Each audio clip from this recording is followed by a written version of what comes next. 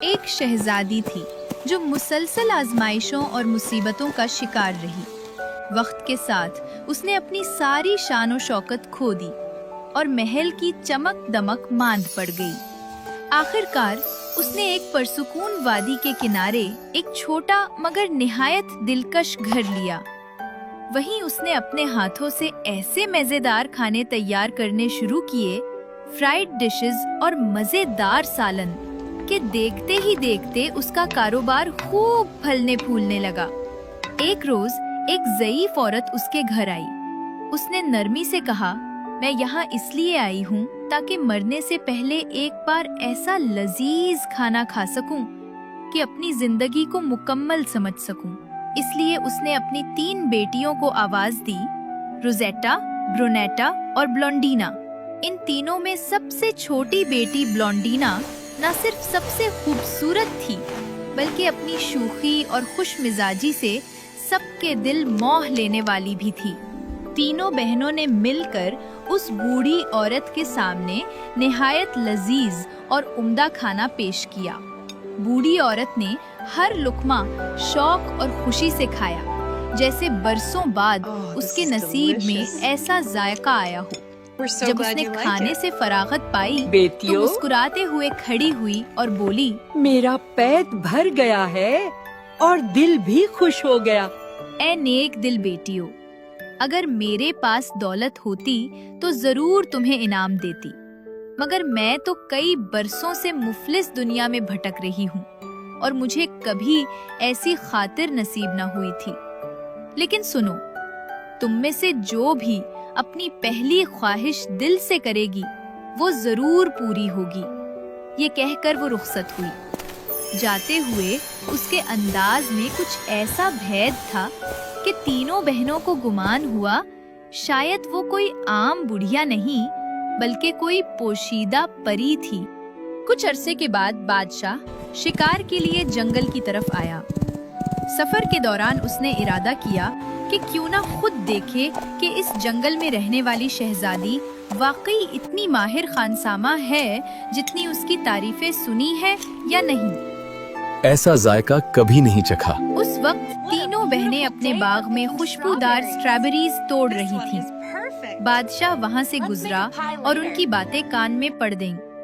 Rosetta نے چہکتے ہوئے کہا، اگر میری شادی ایڈمرل سے ہو جائے تو میں ریشم سے اس کے لیے بادبان بناؤں گی۔ میں اپنی سکل سے بیوٹیفل لیسز بناؤں گی اور سارا محل سجا دوں گی۔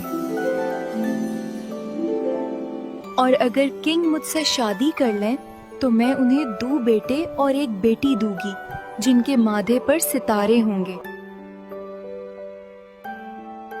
وزیر، آج ہی محل میں دعوت کی تیاری کرو، کچھ خاص ہونے والا ہے۔ حکم عالی جا، فوراً بندوبست کیا جائے گا۔ بلونڈینا کی شائستگی اور سادگی نے اسے متاثر کیا اور اس سے شادی کی۔ اسی ترتیب سے بادشاہ کا بھائی اور ایڈمرل بھی خوشی خوشی روزیٹا اور برونیٹا کے شریک حیات بن گئے۔ جب ملکہ مدر، جو بہت ظالم تھی، نے سنا کہ بادشاہ اور اس کے بھائی نے نادار خاندان کی 2 لڑکیوں سے شادی کر لی ہے تو وہ اس قدر غصے میں آ گئی کہ پورے دربار میں خوف طاری ہو گیا۔ یہ ہماری شان کے خلاف ہے۔ خوبرو ملکہ بلونڈینا اور شہزادی برونیٹا گہری دوستی میں بندھ گئیں، لیکن روزیٹا ان کی خوش نصیبی سے حسد کرتی تھی۔ کیا تم میرا ساتھ دو گی؟ میں تیار ہوں۔ بیلونڈینا اور بیرونیٹا کو خوش رہنے نہیں دوں گی تو۔ ملکہ بلونڈینا اور شہزادی برونیٹا دونوں جلد ہی ماں بننے والی تھی۔ جب بھی روشنی کھڑکی سے اندر آتی ہے یوں لگتا ہے جیسے ہمارے بچوں کے لیے آسمان سے خدا کی رحمتیں اتر رہی ہوں۔ لیکن بدقسمتی سے جنگ چھڑ گئی اور بادشاہ کو اپنی فوج کی سربراہی کے لیے روانہ ہونا پڑا۔ محبت اور فرض کو ایک ساتھ نبھانا آسان نہیں ہے، مگر تاج والے کی ذمہ داریاں بھی کڑی ہوتی ہیں۔ خدا تمہیں سلامت اس نے رکھے۔ بڑی محبت سے اپنی ملکہ سے رخصت لی اور روانہ ہو گیا۔ جلد ملیں گے۔ جب بادشاہ جنگ میں مصروف تھا تو ملکہ بلونڈینا نے 2 لڑکوں اور 1 لڑکی کو جنا جن کے ماتھے پر ستارے تھے اور گردنوں میں سونے کی زنجیریں۔ ماتھے پہ قسمت کے نشان ہیں۔ میرے رب، کتنے خوبصورت تحفے ہیں یہ۔ बिल्कुल उसी दिन शहजादी ब्रोनेटा ने भी एक खूबसूरत बेटे को जन्म दिया, लेकिन रोनेटा बेटे की पैदाइश के वक्त फौत हो गई। मेरी प्यारी बहन। तीसरी बहन रोजेटा के दिल में सिर्फ एक ही ख्याल घूमता रहता कि मलका को किस तरह नुकसान पहुंचाया जाए। 3 खुशियाँ और मेरे हिस्से में सिर्फ अंधेरा। ये हुस्न, ये मोहब्बत, सब कुछ ब्लॉन्डीना के लिए। नहीं, ये सब छीन लूंगी मैं। अगर हम चाहें तो ब्लॉन्डीना की दुनिया पल में बदल सकती है। कहो, तुम्हारे जहन में क्या है रोजीता? ये नन्हे मासूम ब्लॉन्डीना के मासूमों की जगह लेंगे। किस्मत का खेल है ना? तुम जानती हो क्या करना है। कोई निशान ना छोड़ना, कोई रहम नहीं। जी आली। मलकाए मादर ने ये सफ़ाकाना मंसूबा मंजूर कर लिया। ये मेरे बच्चे नहीं, ये क्या जुल्म है? रात की खामोशी में एक मासूम राज छुप गया। मैं ये गुनाह नहीं कर सकती। मगर जब खादमा की नजर बच्चों और उनके माथे के सितारों पर पड़ी तो उन्हें किसी गैर मामूली शय का पेश खेमा समझा।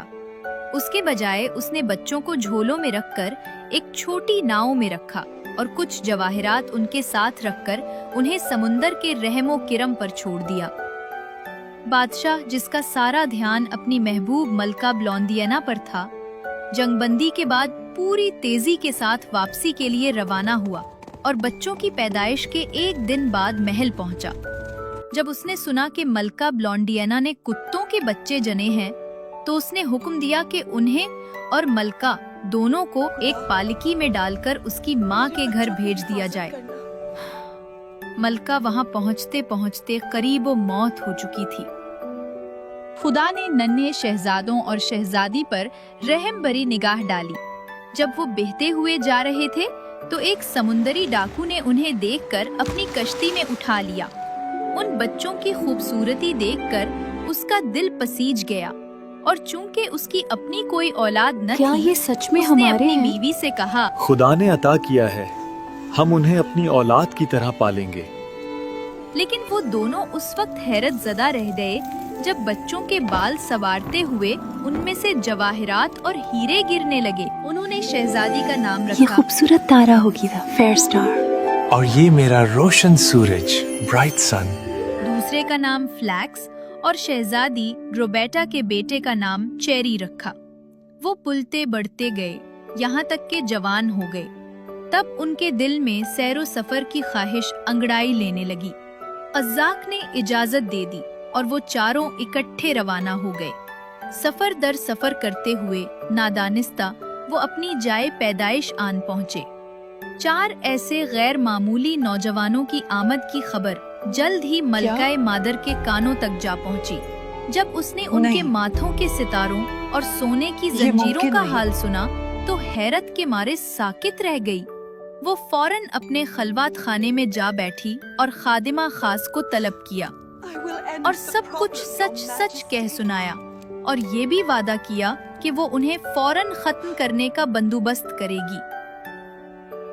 अंधेरी रात के सन्नाटे में महल के दरो दीवार जैसे कांप उठे थे, क्योंकि एक नया खेल शुरू होने वाला था। एक ऐसा खेल जिसमें सच छुपाया जाएगा, खून बहाया जाएगा और किस्मत एक बार फिर इम्तिहान लेगी कि आया सितारे बच जाएंगे या हमेशा के लिए बुझा दिए जाएंगे।